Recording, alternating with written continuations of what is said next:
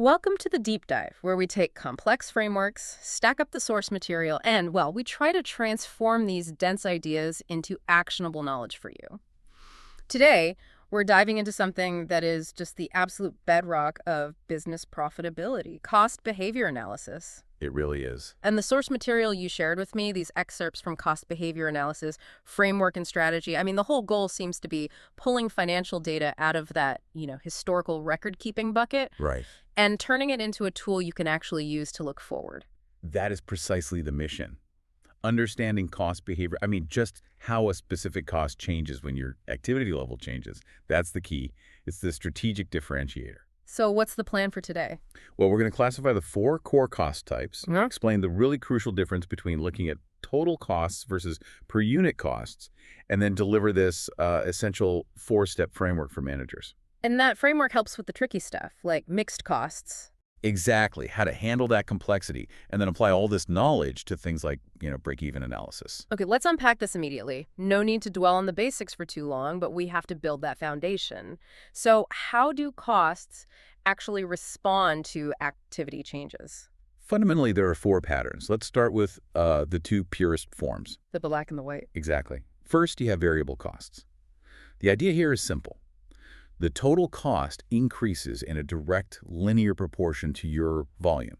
You produce twice as much, the total variable costs double. So like raw materials. A classic example, a restaurant pays, say, 50 cents for the meat in every single burger.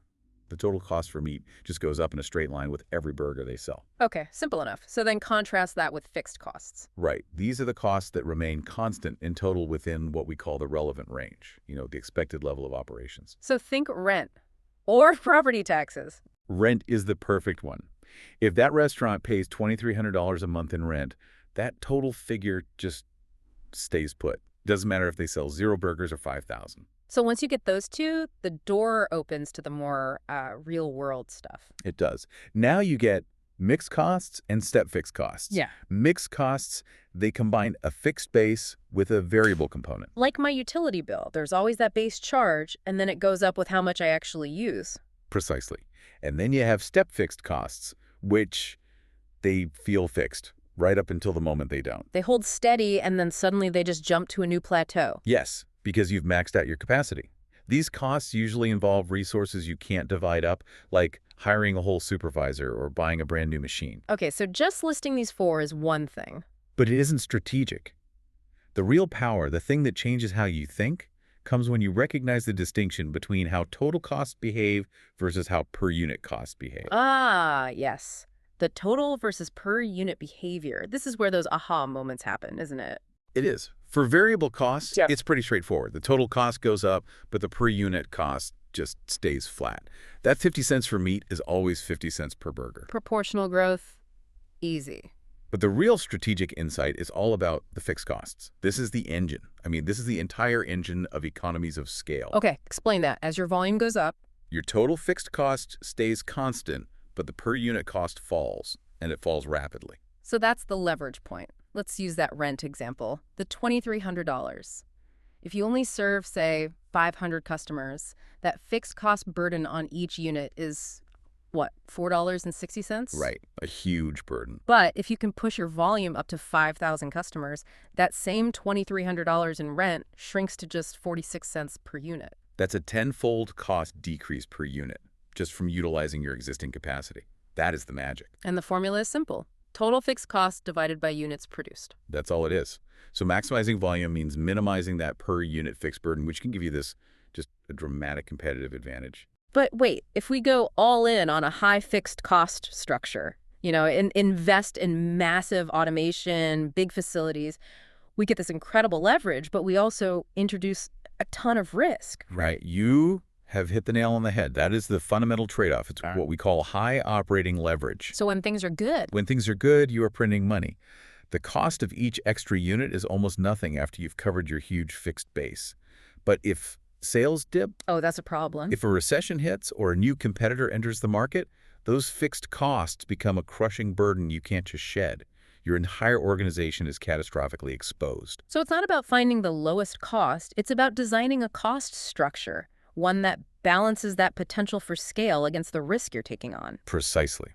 And that brings us right into the messy real world because, outside of simple rent or raw materials, very few costs are perfectly one thing or the other. Most of them are mixed costs. They are. That mixed cost structure is by far the most pervasive thing managers have to deal with. You're looking at a cost graph where the line starts above zero, that's your fixed base, and then it just slopes upward. And sometimes that's a deliberate choice, isn't it, to share risk? It often is. Take sales compensation. You have a fixed salary that gives the salesperson stability, that's their base, but the commission, the variable part, that incentivizes performance. It aligns their goals with the company's. You see it everywhere. Maintenance contracts with a fixed retainer plus charges for repairs. Exactly. But we also have to talk about the challenge of step fixed costs.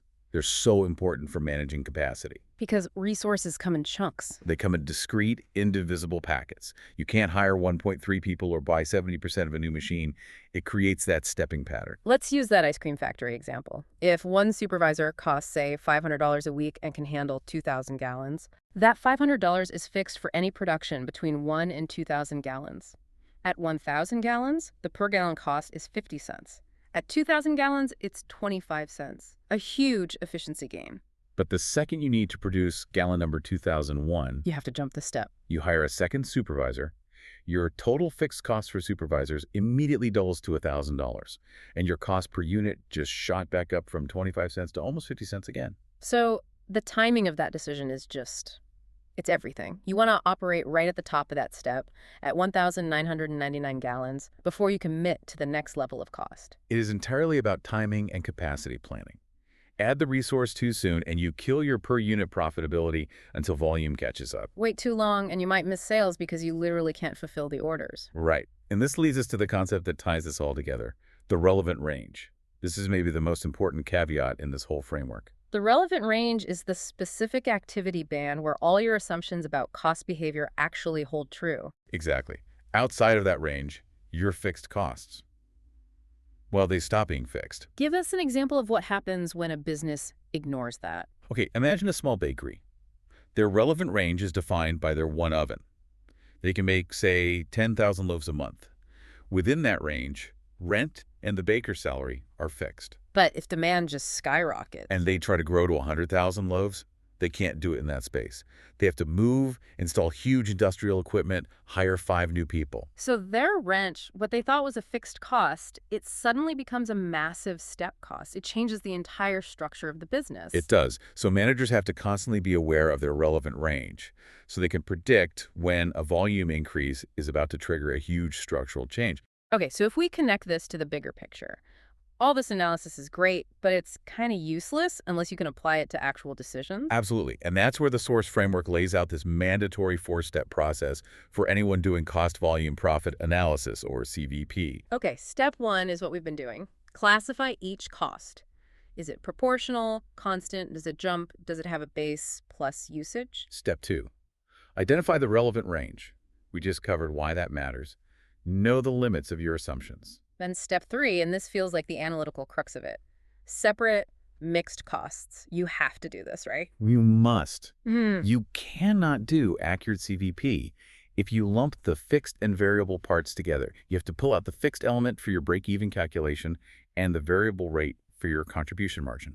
And step 4 just flows from that. Apply to CVP calculations. You use those separated numbers to figure out your break-even point and to project profits. It moves you from just guessing to actually predicting. Precisely. So let's dig into that crucial step 3. How do managers actually separate these mixed costs? The framework gives 4 different methods, and it looks like a trade-off between speed and accuracy. That's a perfect way to put it. For a quick visual check, there's the scatter graph method. You just plot your historical data activity versus cost, and you draw a line of best fit by eye. Fast, but pretty subjective. Very subjective. Then you have the high-low method. It's Yeah. mathematically simple. You just take 2 data points, the highest activity period and the lowest, and use them to calculate the slope of the line. But that seems really vulnerable to outliers, doesn't it? It's the biggest weakness. Yeah. Those 2 points might not be representative of your normal operations at all. So when accuracy really matters and you have enough data, You use regression analysis, the gold standard. it is. It's a statistical method that calculates the one line that best fits all the data points, not just 2. It gives you the most accurate, fixed component, and variable rate. The only trade-off is it takes more time and, some software. And what if you have no historical data? A startup, a new process? Then you have to rely on account analysis. This is just informed judgment. The manager looks at a line item, like maintenance expense, and uses their experience to estimate.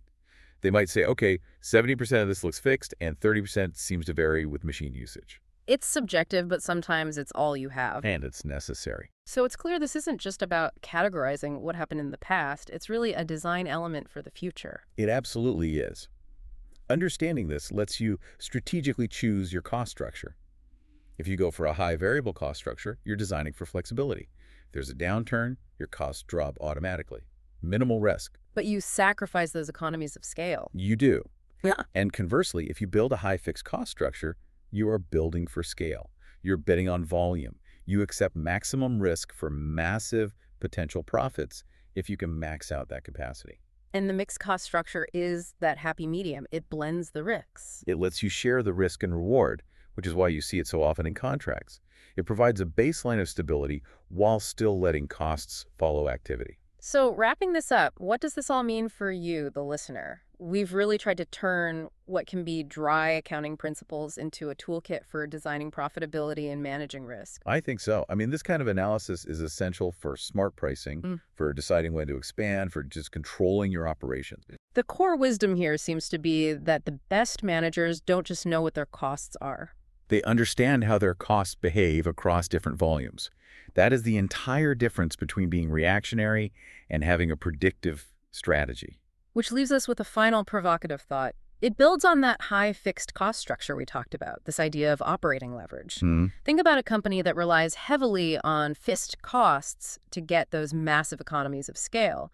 A major airline, for example, with huge lease payments on their fleet. A perfect example. How does that operating leverage benefit them exponentially when they're flying full planes, but then expose them catastrophically to potential bankruptcy when volume suddenly drops and they're forced to fly those same planes half empty? That relationship between scale, risk, and cost structure is absolutely something worth mulling over.